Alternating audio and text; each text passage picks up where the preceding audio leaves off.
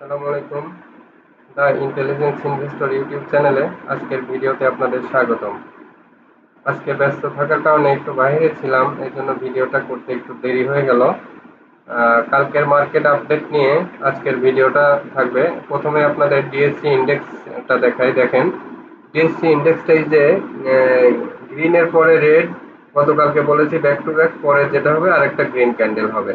মার্কেটের ইন্ডেক্স এখন পর্যন্ত পজিটিভ ট্রেন্ড এবং কন্টিনিউশন প্যাটার্নের মতো আস্তে আস্তে ডিএসসির ইন্ডেক্স বাড়বে। এখানে দেখেন ডিএসসির ইন্ডেক্সটা যেটা দেখাচ্ছে, যে এখান থেকেই যে 59 63 এই লেভেল পর্যন্ত দেখায় ডিএসসির ইন্ডেক্স 58 92।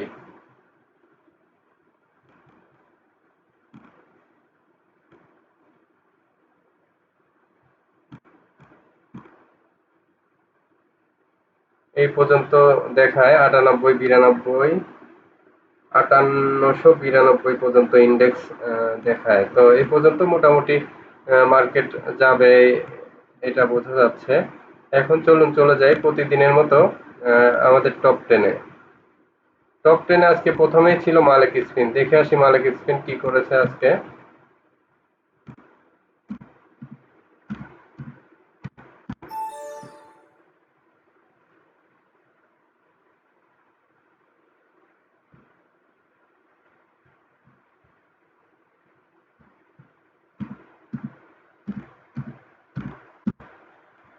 মালিক স্পিনটা আজকেও ভালো করেছে। এই যে এখান থেকে দেখেন 40.8-এ আজকে ক্লোজিং হয়েছে। তো এটা মালিক স্পিনের ট্রেন্ড ভালোই ছিল। আস্তে আস্তে এটা থেকে প্রফিট নিয়ে নেবেন আপনারা, যেহেতু টানা কয়েকদিন বাড়ছে। এরপরে সেকেন্ড পজিশনে আছে বিএসসি। বিএসসি নিয়ে দেখেন গতকালকে বা কয়েকদিনের ভিডিওতেই বলেছি, এই যে এখান থেকে আমি কোথা থেকে শুরু করেছিলাম, প্রায় 107-8 লেভেল থেকে বলে আসছি যে এখানে 112 পার হয়ে 120-এর দিকে যাবে, 120 পর্যন্ত ওর একটা স্পেস আছে। আজকে কিন্তু 120 টাচ করে ফেলছে। তো আমি যে এই যে গ্যাপগুলো দেখাই দিই, অলরেডি 8 টাকা মানে এখান থেকে প্রায় আপনি এখান থেকে 8 থেকে 20 মানে কি 10% প্লাস প্রফিট পেয়ে গেছেন, এবং কনফার্ম প্রফিট। কয়দিন, বেশি না তো, 1 2 3 4 5 6 7 8 9 10 11 12 দিনের মধ্যে। তো এই 12 দিনের মধ্যে আমার দেখানো গ্যাপটার রিফ্লেকশন কিন্তু পেয়েছেন। এরপরে এগুলা গ্যাপ ভিডিও মনোযোগ দিয়ে দেখে খেয়াল করে করে এগুলা গ্যাপ নিতে হবে। যে আইপিটিসি আছে থার্ড পজিশনে।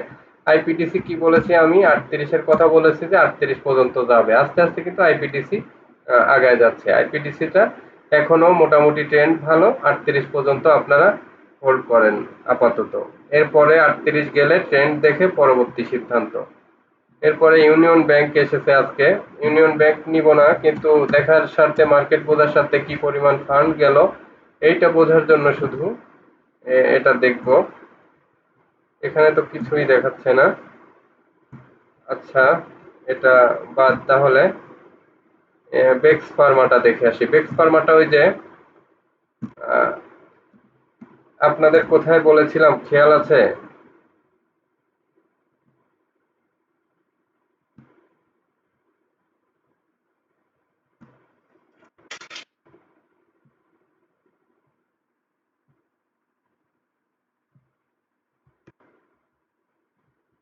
বেক্স ফার্মাটা আপনাদের বলেছিলাম ঠিকই, যে 129 লেভেলে বলেছিলাম যে এই শেয়ারটি 150 থেকে 150-র দিকে যাবে, 150 বা 170-এর দিকে যাবে। তো অলরেডি আজকে কিন্তু এই যে দেখেন 29 থেকে আমার প্রেডিকশন করা ছিল এই দিন যেদিন ব্রেকআউট হয়, অলরেডি 30 টাকা থেকে 1 2 3 4 5 6 7 8 9 10 11 12 13 14 দিনের মাথায় অলমোস্ট 17-18% প্রফিট পেয়ে গেলেন। তো এই যে দেখায় দেওয়া টার্গেট গুলো আপনাদের তো মাথায় নিতে হবে। এখন বেক্স ফার্মা বললাম, আপনি মাথায় নিলেন না। বিএসসি বললাম, আপনি মাথায় নিলেন না। এভাবে তো মাথায় নিতে হবে। আমি একটা স্টক সম্পর্কে বললে আপনাদের সেটা সম্পর্কে সিরিয়াসলি ভাবতে হবে, তারপরে না প্রফিট করতে পারবেন। এরপরে ডিএসএসএল আছে। ডিএসএসএল নিয়ে কালকে ভিডিওতে বললাম, দেখেন যে ডিএসএসএল এইখানে পড়ে থাকা শেয়ার না, 18 টাকা যাওয়ার শেয়ার। এবং এখানেও বলেছি যে এটা এই যে এখানে ব্রেকআউট করে যে 18-র দিকে আগায় যাবে সেটা গতকালকের ভিডিওতেই কিন্তু বলেছি, এবং এটা দেখেন এখনই যে green red green red green, আজকে তো সুপার ট্রেন্ডে চলে গেল। তাহলে 18 যাওয়া পর্যন্ত এইটাকে হয়তো মাঝে কমতে পারে, বাড়তে পারে, বিভিন্ন সুইং হতে পারে, কিন্তু আলটিমেটলি ওর টার্গেট দেখবেন যে কোথা থেকে ব্রেকআউট হয়েছে। ব্রেকআউটটা হয়েছে 10 টাকা থেকে, তার মানে ও 20 টাকার দিকে চলে যাবে এই শেয়ারটি। আমি কিন্তু সব শেয়ার সম্পর্কে আপনাদের ভালো ধারণা দেই না। যে শেয়ারগুলো সম্পর্কে এখন পর্যন্ত ভালো ধারণা দিলাম সেগুলা কিন্তু তাদের নির্দিষ্ট গন্তব্যের দিকে যাচ্ছে। এরপরে আছে এসপিসিএল। এসপিসিএল তো আজকে হঠাৎ করে বিচ্ছিন্ন করে কিছু ফান্ড এসপিসিএল এ, ইউনিক হোটেলে এরকম টাইপের কিছু স্টকে আজকে গেছে।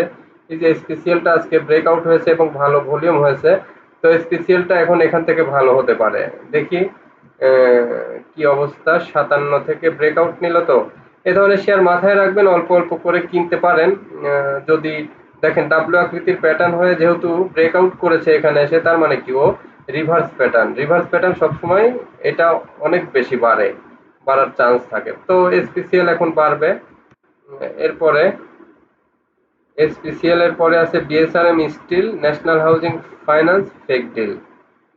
আমরা বিএসআরএম স্টিলটা দেখে আসি। বিএসআরএম লিমিটেড ভালো অবস্থানে, বিএসআরএম স্টিলটাও ভালো অবস্থানে। তো এই ধরনের এই যে ভলিউমও ভালো, বিএসআরএম স্টিল আরো ভালো হতে পারে এখান থেকে। আপাতত 100 টাকা তো এক্সপেক্ট করাই যায়, তারপরে 100 পার হয়ে দাঁড়ায় গেলে ও 120 টাকার দিকে চলে যাবে এই ধরনের শেয়ার। এইসব জায়গায় এই ধরনের শেয়ারগুলো ভালো মার্কেটে পড়ে থাকবে না। এরপরে ন্যাশনাল হাউজিং ফাইন্যান্স আর ফেক ডিল দেখবো। ন্যাশনাল হাউজিং ফাইন্যান্সটা মোটামুটি অনেক ভালো হচ্ছে, এবং ফাইন্যান্স সেক্টরের ভিতরে যখন ভালো করে এই শেয়ারটি অনেক ভালো করে। তাহলে এটা কোথা থেকে ব্রেকআউট নিচ্ছে? এই যে 24 টাকা, আমি এই 24 টাকা ব্রেকআউট থেকে হিসাব করে ন্যাশনাল হাউজিং ফাইন্যান্সকে 48 টাকার একটা টার্গেট দিয়েছি। দেখেন এখন 33 আছে, আগে পরে বাড়বে কমবে, কিন্তু ন্যাশনাল হাউজিং ফাইন্যান্স আগে পরে দেখবেন 48-এর কাছে যাবে। সময় নিতে পারে হয়তো, কিন্তু 48-এর কাছে যাবেও। ফেক ডিল কি হচ্ছে? ফেক ডিল, ফেক ডিল তো টেক্সটাইল সেক্টরের ভিতরে আমি 3টা স্টক বলেছিলাম, তার ভিতরে ফেক ডিল ছিল। দেখেন ফেক ডিল আজকেও ভালো করলো।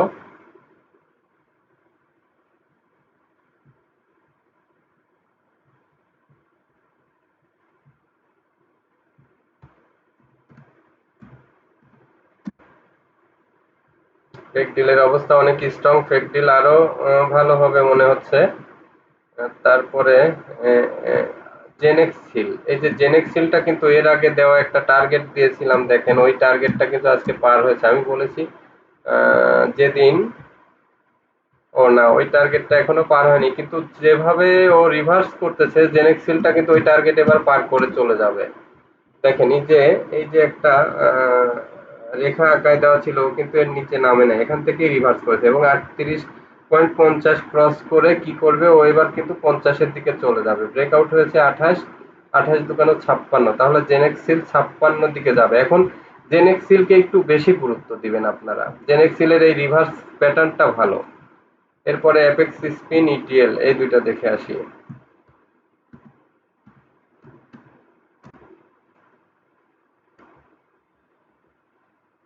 অ্যাপেক্স স্পিন এই যে এখান থেকে একটু সাইড লাইনের মতো করতেছে, এটা আপাতত সেল করে প্রফিট নিয়ে নিতে পারেন। ইটিএল ইনভার্টেক্সটা দেখে আসি।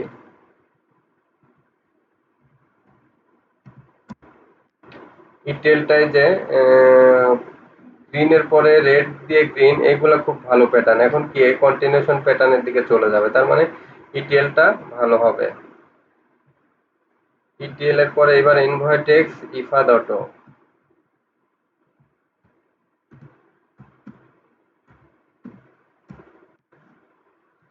ইনভার্টেক্সটা দেখেন এখান থেকে এই যে ব্রেকআউটের উপরে এই যে কন্টিনিউশন প্যাটার্ন ছিল, এই দিন আমি ধরাই দিয়েছিলাম যে ইনভার্টেক্সটা সামনের দিকে এগিয়ে যাবে। আজকে অলরেডি 54 থেকে 59, 5 টাকা হয়েছে, প্রফিট হয়েছে। তো ইনভার্টেক্সটা একটু ভালো হয়ে গেছে অলরেডি। ইফাদ অটোটা দেখে আসি। ইফাদ অটো, ইন্ডেক্স এগ্রো, ডোমিনেজ দেখবো।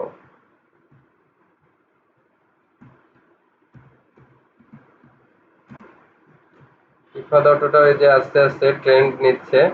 এগুলা শেয়ার যেগুলা ভালো ফান্ডামেন্টাল শেয়ার, এখন কিন্তু এই শেয়ারগুলো ভালো হচ্ছে, এজন্য সবগুলা ফান্ডামেন্টাল শেয়ার দেখেন এখন রান দিয়েছে। এইটা খেয়াল করতেছেন কিনা আপনারা, মানে যেগুলা একটু কোম্পানির গুড উইল আছে, এই ধরনের ফান্ডামেন্টাল না ঠিক, কোম্পানির গুড উইল আছে যেগুলার, এই ধরনের শেয়ারগুলা বাড়তেছে। তারপরে ইন্ডেক্স এগ্রো, ডোমিনেজ। ইন্ডেক্স এগ্রো একটু ভালো হচ্ছে, ডোমিনেজটা একটু, ডোমিনেজটা নিয়ে কোনো ট্রেন্ড নেই এই মুহূর্তে। এরপরে BD Thai food, PSC PLC.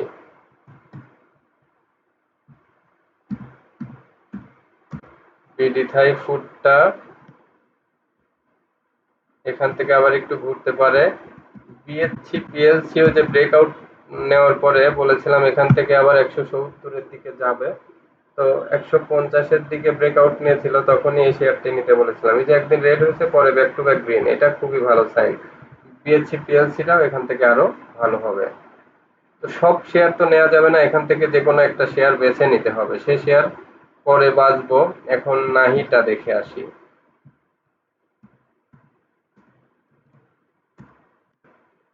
নাহিটা এখান থেকে ওই যে এম আকৃতির একটা গ্রাফ প্যাটার্নের কথা বলেছিলাম, 42, ও আবার 42 হবে।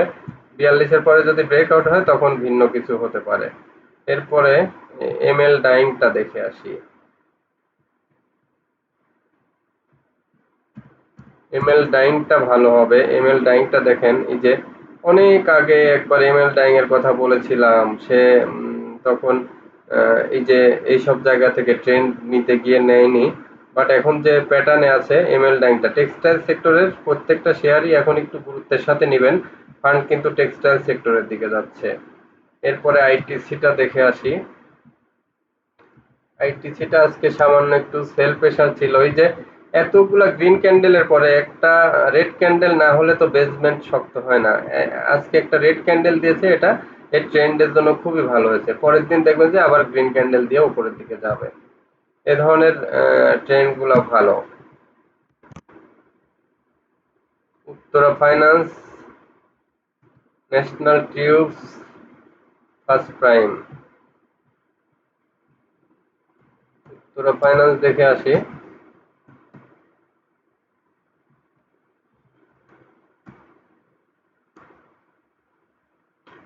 উত্তরা ফাইন্যান্সের অবস্থা এতটা সুবিধাজনক দেখা যাচ্ছে না। ফার্স্ট প্রাইমটা দেখে আসি। ফার্স্ট প্রাইমটা দেখেন, আমি কিন্তু 20 টাকা দিন আপনাদের বলেছিলাম যে এই শেয়ারটা গোছায় রাখতে। 20 টাকা, তখন হ্যাঁ 20 টাকা ছিল। এই যে এই লেভেলগুলোতে আমি বলেছিলাম যে এখান থেকে ব্রেকআউট হবে এবং এই শেয়ারটি কন্টিনিউ করবে। আস্তে আস্তে দেখেন এখান থেকে অলরেডি 25 টাকা, 25% প্রফিট দিয়ে ফেলেছে অলরেডি। এরপরে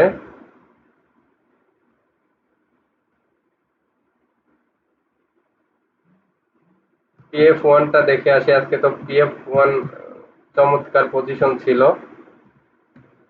পিএফ ওয়ান নিয়ে অনেক বারবার বলেছি যে মিউচুয়াল ফান্ডে এই শেয়ারটি ভালো হবে। দেখেন এখন এই যে কন্টিনিউশন প্যাটার্নে চলে যাচ্ছে। সো এই শেয়ারটি যে বলেছি ব্রেকআউট যেখান থেকে নিয়েছে 5 টাকা 60 পয়সা, সো 11 টাকা, 11.5 টাকা এই শেয়ারটি হবে। এই পর্যন্ত মোটামুটি এটা ট্রেন্ড চলেছে।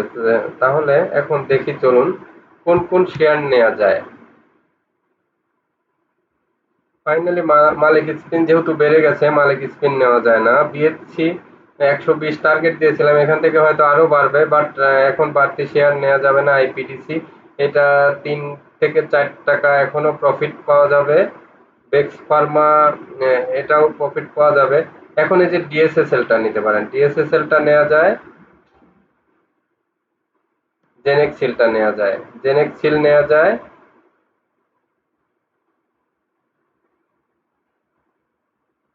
এমএল ডাইংটা নেওয়া যায়। তো নিবেন কয়টা? সবগুলো তো নিতে পারবেন না। আমি 2টা শেয়ার আপনাদের সিলেক্ট করে দিলাম এখানে।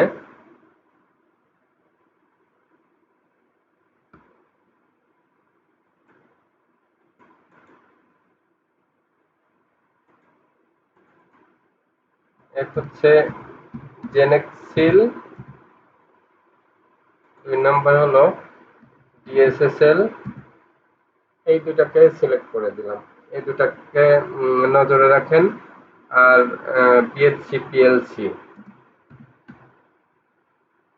না, এদিকে আপনারা ওই যে মনোস্কুলটায় থাকেন, ওইদিকে যাওয়ার দরকার নাই। মনোস্কুলটা দেখে আসি চলুন।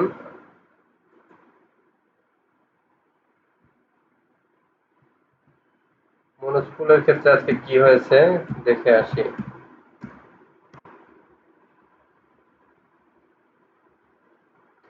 মনোস্কুলটা দেখেন, এই যে দুইটা গ্রিন ক্যান্ডেলের উপর একটা ছোট গ্রিন ক্যান্ডেল, এবং এটা একটু সেল প্রেসারের দেখাচ্ছে, বাট এটা কোনো ধরনের ট্রেন্ডই না। এখান থেকে কালকে দেখবেন আবার উঠে গেছে, মানে এটা কোনো সেল প্রেসারে নেই, এখানে একটা কালেকশন হয়েছে।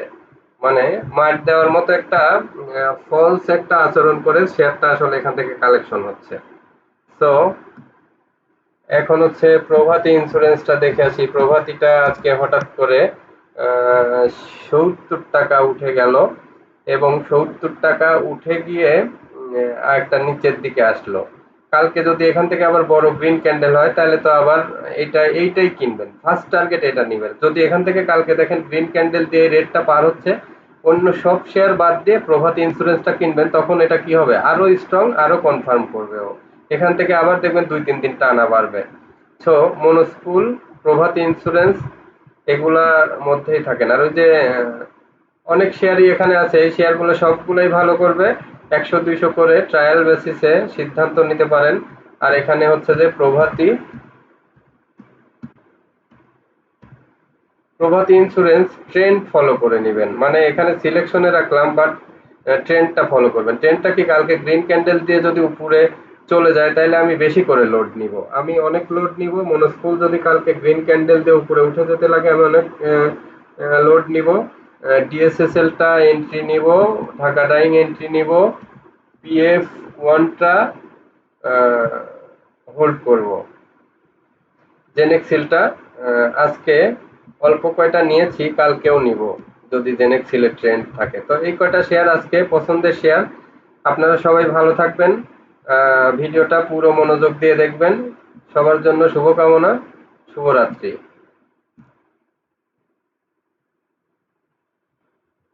আল্লাহ হাফেজ। যারা এখন আমার চ্যানেলটি সাবস্ক্রাইব করেননি, অবশ্যই চ্যানেলটি সাবস্ক্রাইব করবেন, লাইক কমেন্ট শেয়ার করে সাথে থাকবেন।